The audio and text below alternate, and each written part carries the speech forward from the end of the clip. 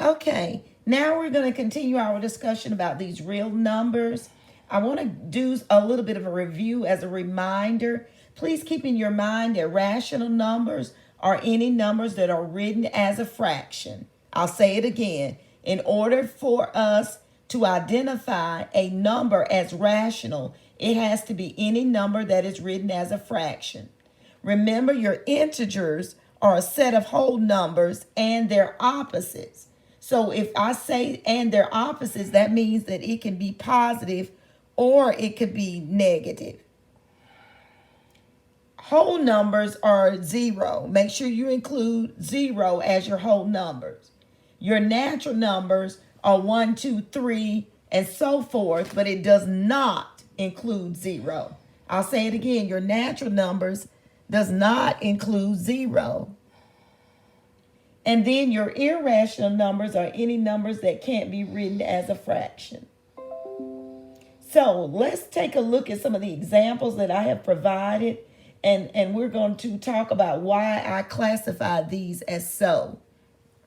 So let's start with the zero. Zero is a whole number, all right, because whole numbers include the zero. It is also an I. Now, what does that I stand for? Irrational. It is an irrational number because the number cannot be written as a fraction. And it is also rational. So zero is going to be a W, an I, and an R when I classified it. Next, we have the symbol pi. Pi is 3.14, and that is considered an irrational number because it can't be written as a fraction. And then there's some more things about pi, and the more we delve into this and dig a little bit deeper, I'll be able to fully explain to you and show you more about pi. Next, we have the square root of 18. The square root of 18 is irrational, and the reason why it is irrational because it can't be written as a fraction. The next one is number 6. Now that number 6, it's got several different things.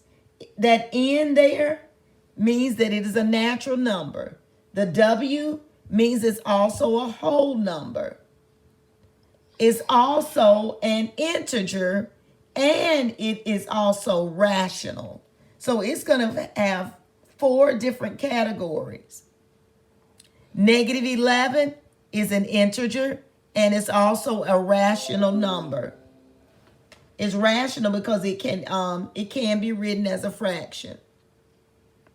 What about 9 and 25? Notice that bar above that 25, that means that 25, when we did the division and changed it from a fraction to a decimal, that means it repeated. So it is considered rational. Next, we have the square root of 64, which would be 8. So that means that when we categorized it, that means that it is natural, it is a whole number, it is an integer, and it is rational. And last but not least, the number 1/3, the fraction 1/3, it is considered rational because it is a fraction, and we wrote it as a fraction. Thank you for